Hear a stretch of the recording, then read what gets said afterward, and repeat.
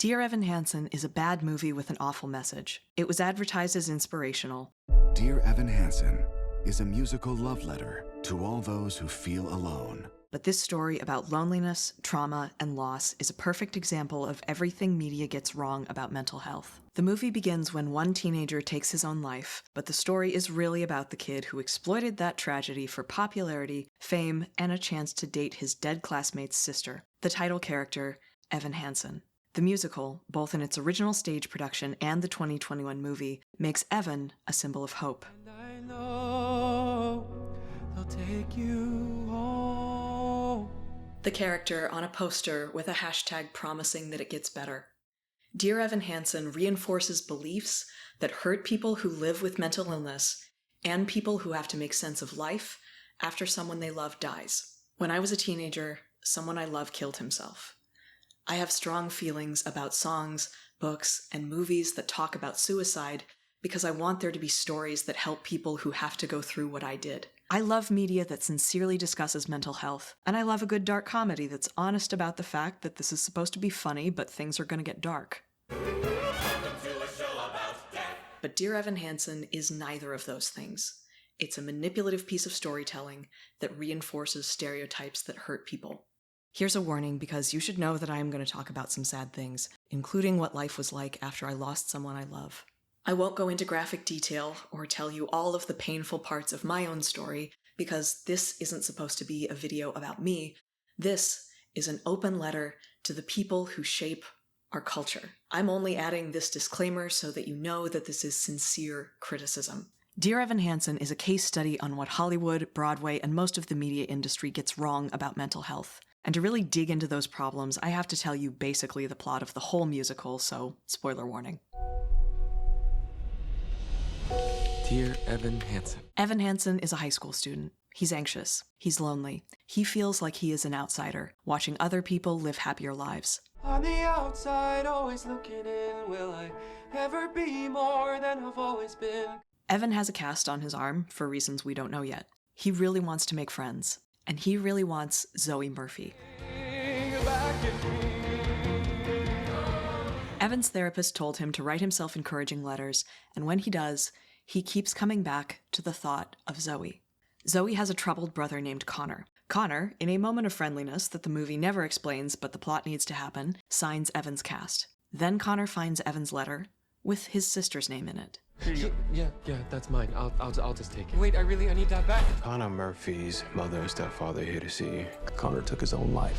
Because the letter was on Connor's body and Connor's name was on Evan's cast, Connor's family believes that Connor and Evan were best friends. The misunderstanding turns into a huge lie.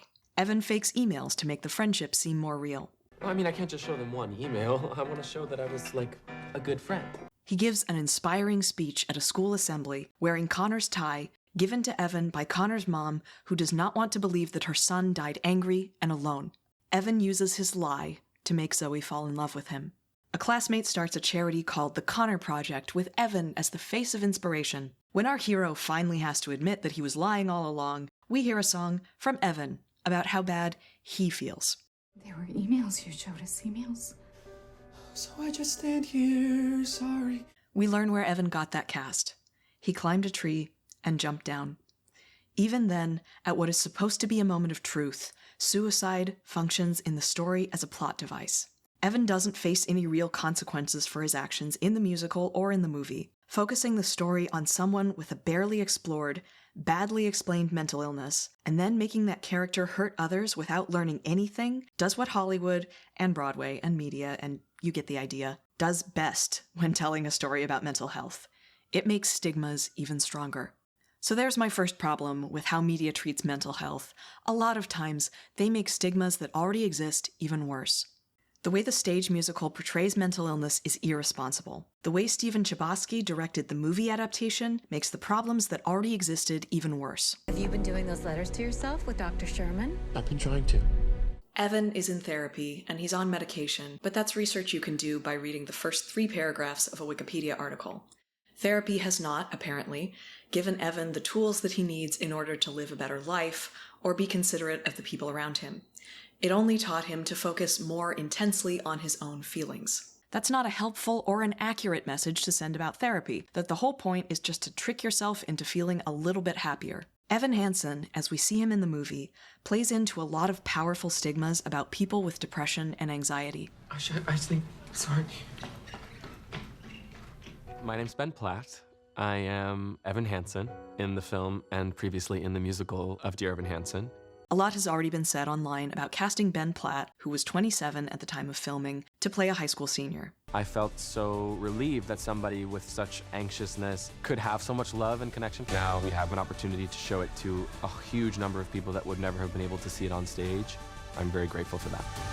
I'm not going to make any jokes about how he looks. Critics have been doing that to actresses for as long as I can remember, so just no. The only thing I'm going to say is about the direction. Costuming Platt in tight-fitting clothes, the heavy makeup, the exaggerated awkwardness, it's supposed to make him look younger, but it visually marks him as an other. Someone unsettlingly different than the actors around him who look a lot more like high school kids. Even more critically, though, Chbosky didn't direct Ben Platt to change enough about his acting going from stage to film.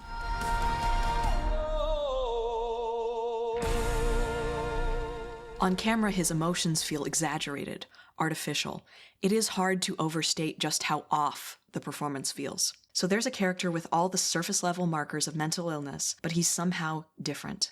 A very old, but still very powerful stigma around mental illness is that people who experience it are dangerous and should be avoided. The movie throws in the song Anonymous Ones that tries to tell us that people with mental illness are just like everybody else. Anonymous ones never let you see the ache they carry. But the precious few minutes of Amandla Stenberg trying to save Dear Evan Hansen doesn't undo the whole rest of a movie that seems intent to prove that no, people with mental health problems are not just like everybody else. Even at the moment when Evan admits how much he's hurt Connor's family, he is still focused on his own feelings. The story reinforces the belief that people who have a mental illness will ultimately harm the people around them. And I've guessed this because you've adjusted the chocolate dish twice since you came in here, and I understand you have OCD. No, I see. Now I see. And the way this musical handles suicide is downright disgusting. A consistent, painful problem with our media on mental health is how it treats death. Movies and television regularly exploit death for shock value. The younger, the more scandalous, the more topical, the better. Because I'm about to tell you the story of my life. More specifically, why my life ended. It's a win-win for the media corporations. Tell a sensationalized story to drag in an audience while claiming the moral high ground for raising awareness. This is how the musical was introduced at the Tony Awards. Our next nominee for Best Musical is a deeply personal and profoundly contemporary story about a young man who wants more than anything to belong. He writes a letter that was never meant to be seen, tells a lie that was never meant to be told, and suddenly gets the life he never dreamed he could have. Yep, someone's death gets him what he wants from life.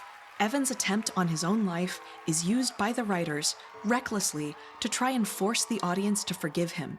The movie introduces a moment for Zoe where she comes very close to taking her own life. And God, is it horrible. I feel like the stage musical grossly mishandled Zoe's story, and somehow the movie is worse. Zoe had a complicated and deeply painful relationship to her brother. In the song Requiem, she sings about how much he hurt her, how she hates feeling expected to mourn politely through her anger. The movie presents that song in a way that I find so disturbing that I'm not going to show any clips of it. Zoe is singing her part of Requiem in a car. She is driving in a way that makes you think she is going to crash the car. It references the fact that the closest relatives of someone who takes their own life are drastically more likely to die the same way.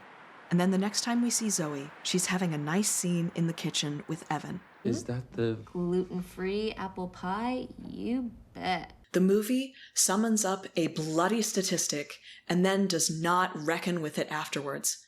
We don't see Zoe meaningfully address this afterwards. Her character arc is falling in love with a teenager who lies about how well he knew her dead brother, and then, at the very end of the movie, the last thing we see her do is forgive the man who lied to her. This reckless handling of life, illness, and death made a lot more sense to me when I learned Dear Evan Hansen's origin story. Telling an honest and helpful story about mental health was not the motivation behind why this show exists. That's just the way they're selling it now. Right now, in an unprecedented way, people are feeling isolated and stuck in their own minds. Which makes this, to me, a clear-cut case of the fake mental health ally. Songwriting team Benj, Pasek, and Justin Paul have said in interviews exactly why they started making this show. Direct quote: "A student in Pasek's class died tragically of a drug overdose. It was someone who had been sort of a loner, didn't have a lot of friends or status at school, but suddenly, in the wake of the death, Benj watched as everyone wanted to claim that they had been friends with him and claimed they had been a part of this person's life."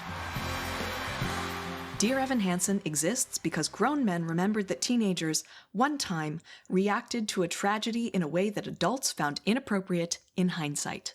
But the more attention Pasek, Paul, and company got for calling attention to mental health, the harder they pushed the show and how they sold it in that direction.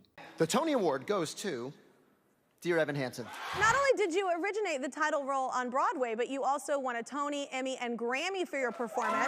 If you win like an Oscar for this, which is plausible, like, has anyone ever achieved EGOT status with one role? They've released the movie Dear Evan Hansen during September, which is Suicide Prevention Month. Promo for this movie included sending Ben Platt to sing the show-stopping, hopeful, life is worth living song, You Will Be Found, on a TV show.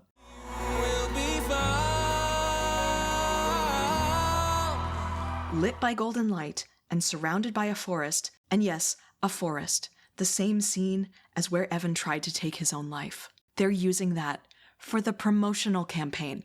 But this was supposed to be a show about why teenagers posting the wrong words on Twitter is bad. In the movie, I don't even know what they're doing with the social media angle. During one of the most emotional moments of the movie, Strong enough to stand. You can reach out your hand. and we see the photos of people inspired by that moment forming a mosaic of Connor's face. That song wasn't even in the original 2015 stage show. But now, ultimately, You Will Be Found is that hopeful anthem that this whole show floats on. It's one of those songs for everybody, whether you're dealing with anxiety, feeling alone, or if you're grieving. They're working so hard to sell this thing, and what sells better in sad times than hope? That's a huge problem with mental health awareness media in a for-profit media ecosystem. Marketing is more important than message. Mental health awareness media is very often just empty encouragement that everything is going to be okay somehow. That's not helpful or honest, but my God, it sells. And so most of the stories we get have nothing real to say. I understand that right now it's impossible to pull the profit motive out of mass media. But if all I get to be in pop culture is a consumer, then all I can do is write a bad review for a defective product. I need some duetters, ready, and... Even when the dark comes crashing through, if you only look around, you will be found. So here, 0 stars. This is a musical about death that's stunningly insensitive to people who have outlived someone they love. I think that idea of being found or of being seen is really elemental to what it is to be a human being. Thanks. I hate it. Especially that big, soaring, beautifully sung but ultimately grotesque song, You Will Be Found. And when you're broken on the ground, you will be found. I have a big problem with the message and the marketing of You Will Be Found.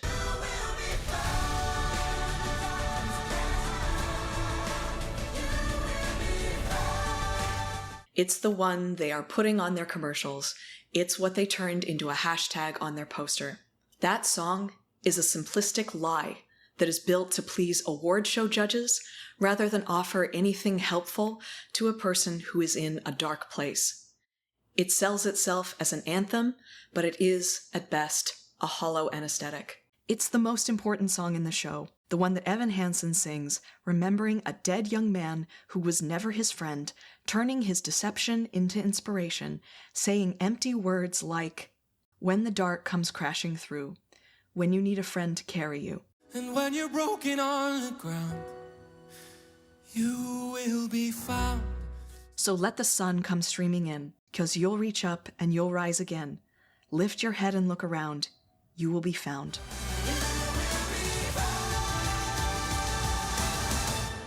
I wish it worked that way. I wish in every person's darkest hour, a friend would appear who knew exactly the right things to say.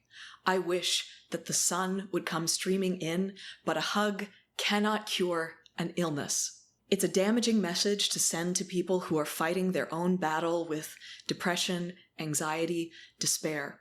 There's a reason why, when real mental health professionals are trying to help people who are struggling with the urge to die, they say to make a comprehensive safety plan. You will be found. I wish someone who loved you, saying the right thing, fixed everything. I, and so many other people who love someone who is now dead, tried to say the right thing that would magically fix everything. How can you write a song called You Will Be Found in a musical that starts with a suicide? One of the people in my support group for grieving teenagers found the body. That is all that I am going to share of someone else's story. Anyway, I am trying to say that media so rarely talks about what life is like for the families who get left behind, so it sucks to see a story about grief that's focused on someone who is just seeking attention. That's Potter. Potter Murphy. The last thing I hate about Dear Evan Hansen is this.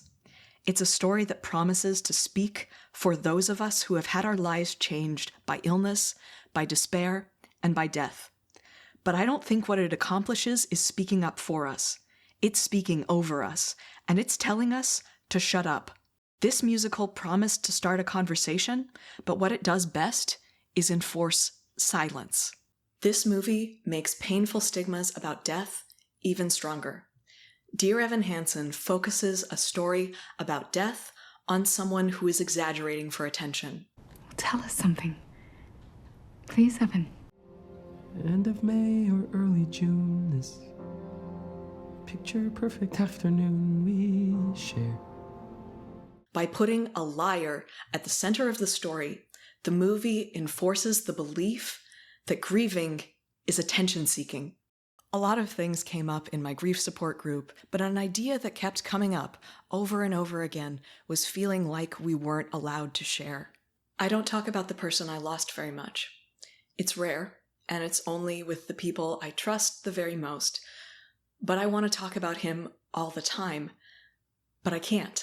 When you love someone who is alive, you have so much. You have your memories, you have your present, you have all of your hopes for your future. When someone you love dies, all you have are memories. And then, you're not supposed to share the memories. This story enforces our silence around death and adds weight to a heavy stigma. Dear Evan Hansen offers a simplistic understanding of suicide and a sickening disregard for the realities of grief. At the start of this video, I said I was writing an open letter to the people who shape our culture. This is not for Pasek, Paul, Levinson, or anyone involved in making decisions about Dear Evan Hansen. I know that they are so far removed from my criticism by layers of money and power that I have no hope of reaching them. This is for you, a person who might buy a ticket to this movie. Please don't give these people your heart or your money. The people who made this want another spot on another award show, Benj, Pasek, and Justin Paul, where they will, if their wishes are granted, accept an award for making a simplistic film about a deeply painful topic that's palatable to the Motion Picture Academy, a true Hollywood tradition. Please don't send them off to hear what good work they are doing for our community. The last thing I want to say is to the next generation of storytellers. This is for the people who are writing their novel in between classes, for the people working 9-to-5s who will, one day, make a better film than this. Please, learn from these mistakes. Please don't succumb to the cynicism that is poisoning the media industry today. Please tell better stories than this. If you're writing about suicide, you're talking about why friends will never see each other again. You're telling a story about why a parent had to bury their son. You are telling a story that touches on why my dad wasn't there when I graduated high school. Please, please, tell us better stories.